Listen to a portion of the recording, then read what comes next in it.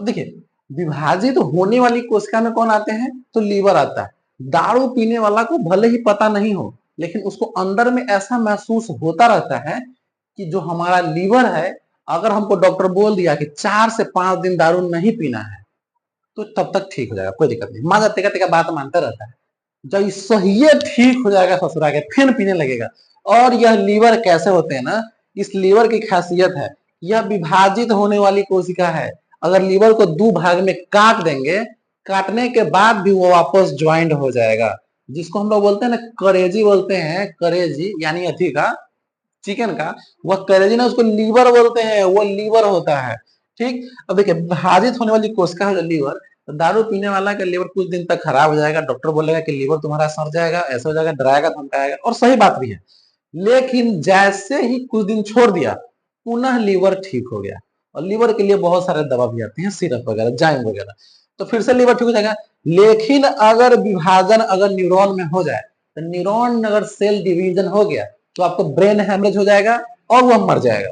ठीक है, तो न्यूरॉन डिवीजन नहीं होना चाहिए। यह है न्यूरॉन सेल का डायग्राम और यह है लीवर का डायग्राम।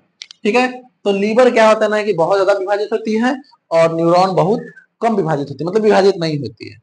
उसके बाद देखिए अगला, अब समझिए कि मनुष्य में सबसे छोटा, सबसे बड़ा, सबसे लंबा कौन सेल है? अगर बात करें मनुष्य में सबसे छोटी सेल का बात करें, ये स्पर्म होते हैं, यानी ह्यूमन का जो शुक्राणु होते हैं, या शुक्राणु जो दिखाई दे रहा है ऐसे, या डायग्राम का, यह शुक्राणु जो होते हैं, यह मनुष्य का सबसे छोटा होता है सेल, सबसे छोटी सेल होते हैं। ठीक है, अगर बात करें तो सबसे बड़ा सेल कौन है? बड़ा में और लंबा में अंतर है। ताजमहल बड़ा है, कुतुब मीनार लंबा है, तो बड़ा और लंबा में अंतर समझिए। The biggest and tallest. अब देखिए यहाँ पे, तो भारत में भारत बोल मानव में सबसे बड़ी कोशिका कौन है? अंडाणु, यानी ओवम, यानी फीमेल की जो ओवम होती है, जिसको अंडाणु बोलते हैं।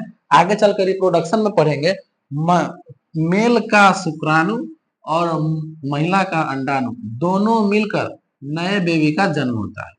ठीक है, नए बेबी का जन्म होता है। अब क्या है ना, ये समझिए कि जो सेल है, इस सेल में अगर मेल का और फीमेल का पूरे मानव में सबसे बड़ी कोशिका होती है और मेल में सबसे छोटी कोशिका होती है। मेल में होता है उसको स्पर्म बोलते हैं, और महिला में जो होती है उसको ओवम बोलते हैं, यानी अंडाणु बोलते हैं।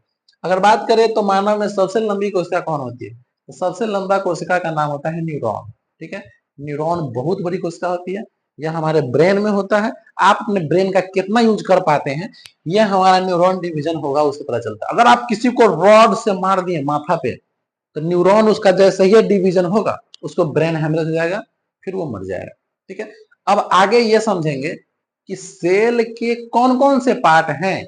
कुछ ऐसे पार्ट हैं जो आपको सिर्फ प्लांट्स वाले सेल में मिलेंगे, कुछ ऐसे सेल होंगे जो प्लांट्स और जीव जंतु वाले सेल दोनों में मिलेंगे। अगर बात करें सेल वॉल का एग्जांपल में, तो सेल वॉल यानी कोशिका भित्ति सिर्फ पादा में पाया जाता है, यानी पेड़ पौधे में। अगर बात करें सेल वॉल का, तो सेल वॉल मनुष्य और जीव जंतु दोनों में पाए जाते हैं। इस तरह के बहुत सारे हैं।